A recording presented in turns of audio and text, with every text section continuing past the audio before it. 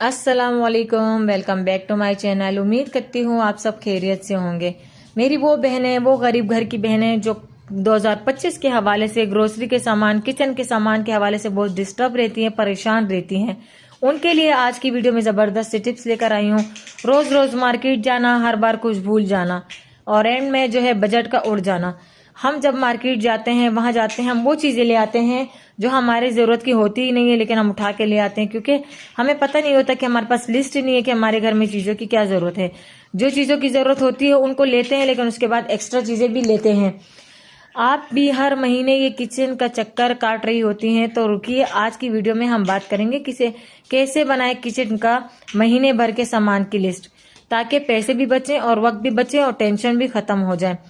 तो किचन का खर्चा सिर्फ खाना नहीं होता, यहाँ घर की उन चीज़ों का बेस होता है जो हम बचत करके फ्यूचर में अपने लिए काम में ला सकते हैं, वो बचत जो हमने की होती है। तो पहला रूल ये होता है कि हर महीने ग्रोसरी लिस्ट बनाएं। बिना सोचे समझे वो लिस्ट मत बनाएं, सिर्फ देखें, पहले देखें सब चीज़ों को, उसके बाद लिस्ट बनाएं।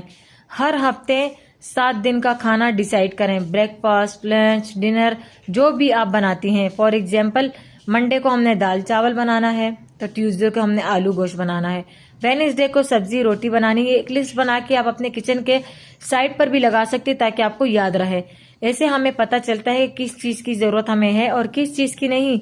तो ये होता है बैक स्टॉप बनाने की लिस्ट। अगर हम अपने खाने की रूटीन, अपने किचन की रूटीन के हवाले से हम ये चीज़ें डिसाइड करके रख देते हैं हफ्ते हफ्ते की, तो ये हमारे लिए बहुत इजी हो जाता है। बच्चों को भी पसंद आता है क्योंकि रोज़ रोज़ ना दालें बन सकती है, ना चावल बन सकते हैं, ना गोश्त, क्योंकि महंगे होते हैं। तो इस तरीके से लिस्ट बनाकर भी आप लगा सकती हैं। तो यहाँ पर हर घर में पहले से क्या है, घर में पहले से कौन सी चीज़ें मौजूद हैं, हर शेल्फ चेक करें, फ्रिज चेक करें, डब्बे चेक करें, जो है उसको नोट में लिख दें ताकि दोबारा लेकर हम उन चीज़ों को पैसे ज़ाया ना करें उन चीज़ों पर। तो लिस्ट को जो है 5 पार्ट्स में डिवाइड करें। नंबर 1 पर है ड्राई आइटम, जैसे दाल चावल आटा, ये हम महीने का ले सकते हैं, इससे हमें ये चीज़ें ख़राब नहीं होती, तो ये महीने का लेना चाहिए। मसाले, मिर्च, हल्दी, धनिया, गरम मसाला, ये भी हम ले सकते हैं, या आप मिक्स मसाला भी ले सकती हैं। नंबर 3 पर है ऑयल और घी, सिर्फ 1 या 2 वैरायटी रखें, फैंसी ऑयल नहीं, स्मार्ट ऑयल। नंबर 4 पर है स्नैक्स एक्स्ट्रा, सिर्फ लिमिटेड क्वांटिटी, ये सबसे ज़्यादा जो है पैसे हमारे ज़ाया करती है। जैसे हम चिप्स वगैरह, स्नैक्स या चॉकलेट्स वगैरह, ये चीज़ें हम काफ़ी ज़्यादा उठा के ले आते हैं क्योंकि बच्चों को पसंद होते हैं और अपनी जो हमारी आदत होती है, तो इनकी वजह से जो हमारे ये सब ख़राब हो जाता है, पैसे ज़ाया हो जाते हैं। नंबर 5 पर है फ्रेश आइटम, जैसे वीकली का सामान नहीं होता, सब्जी, दूध, अंडे, ये हर हफ्ते लेने होते हैं, मंथली नहीं, क्योंकि ये चीज़ें ख़राब होने वाली होती हैं।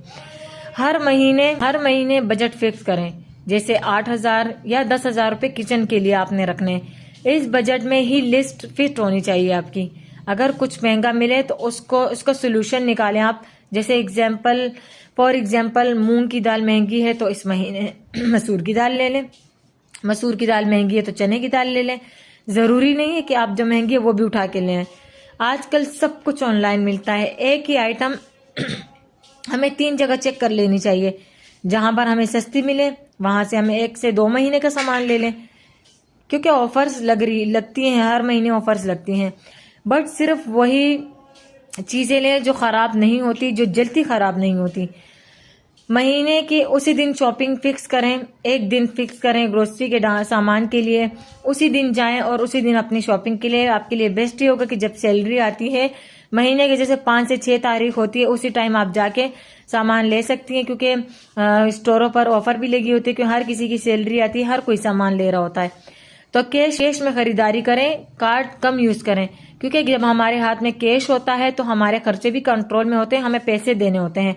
अब हम जब सारी चीजें उठा लेते हैं और हम डायरेक्ट कार्ड से पैसे दे देते हैं, तो हमें पता ही नहीं चलता हमारा खर्चा कितना हुआ है। हम जब पैसे देकर चीज ले रहे होते हैं तो वो खर्चा हमारे कंट्रोल में होता है। तो इस तरीके ऑफर्स मत भागें, जैसे $1 लगता है, डब्बे फ्री, डब्बे 200 में, ये चीज 200 में, वो चीज 200 में, तो इससे हमारे पैसे बहुत ज्यादा खर्च होते हैं। सिर्फ वही चीज लें जो असल आपकी जरूरत है। तो इसीलिए इन चीजों पर अपने पैसे जाया मत करें। जो चीज आपकी जरूरत की बस वो ले।